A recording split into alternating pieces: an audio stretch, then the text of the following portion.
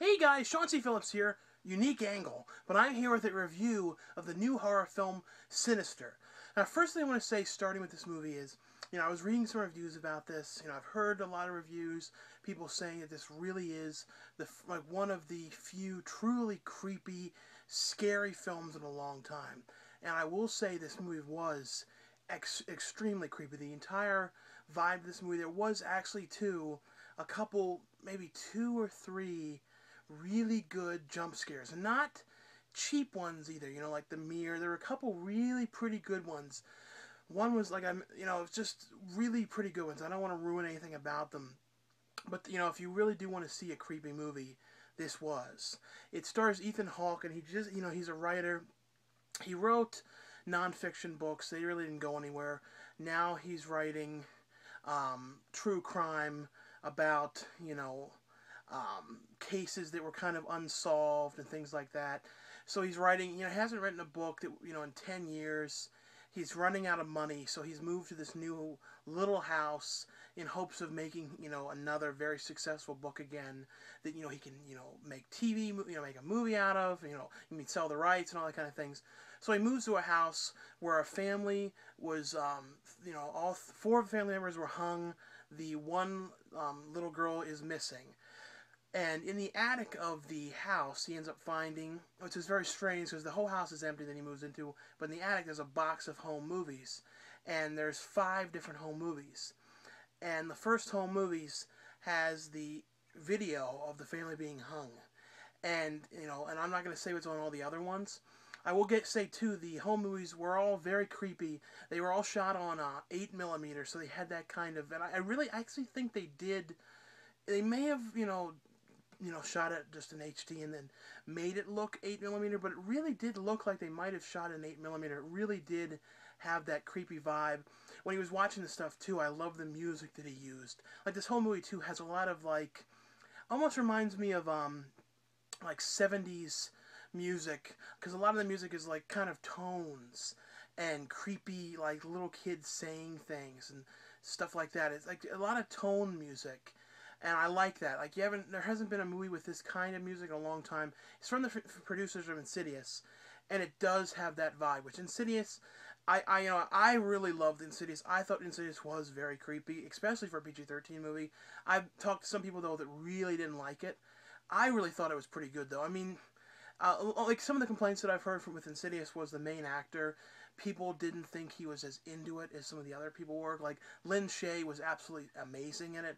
And I do admit the lead in Insidious wasn't, you could tell he wasn't totally into it as much as some of the other actors were.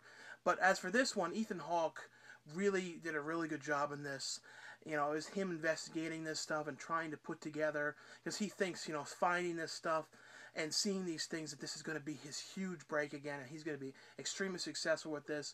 So you don't really, know. He has to do this, even though what's going on, the things that are going on around him by watching these tapes and investigating this are not good. He needs to do this, and he needs this success in order to have some money, because he doesn't want to do anything else, and he doesn't want to teach. So this is really his last chance to, try and get things back together again. And the wife is very unhappy with him. The one son is having night terrors here, which he hasn't had, he used to have, but they're all starting to come back full force in this house. I just think this was very creepy. I think, too, it has a lot of unexpected things in it. I didn't expect the ending to this. I thought it was very good. It's not what, things are not as cliche, I would say, with this. I think there was some actually pretty interesting, different stuff, like I said, that you haven't seen in a while, and it was very well put together and really was successfully creepy. And that's the main thing with these kind of things, is you want them to be creepy, and I think this was. I'm interested in seeing the Paranormal Activity 4. I don't think it's going to be that great. I thought the last one was okay. Those kind of movies, they're really not terrible. They're fine. I just don't absolutely love them. The kind of movies I watch like once or twice. This one, generally leaving it, you could tell everybody was pretty creeped out by it. It really, really was.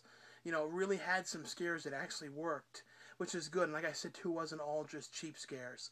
So I would definitely, out of 10 stars, I would say this is for a horror movie. at least, 7.5, 8. It really was pretty perfect for scare-wise and being what it was supposed to be, which was pretty creepy.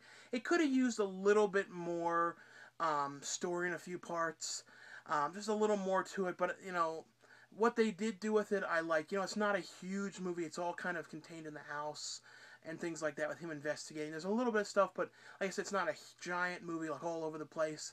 But all in all, though, I would definitely check this one out. I thought it was very creepy, well acted. I liked Ethan Hawke in this. So I'll see you guys later.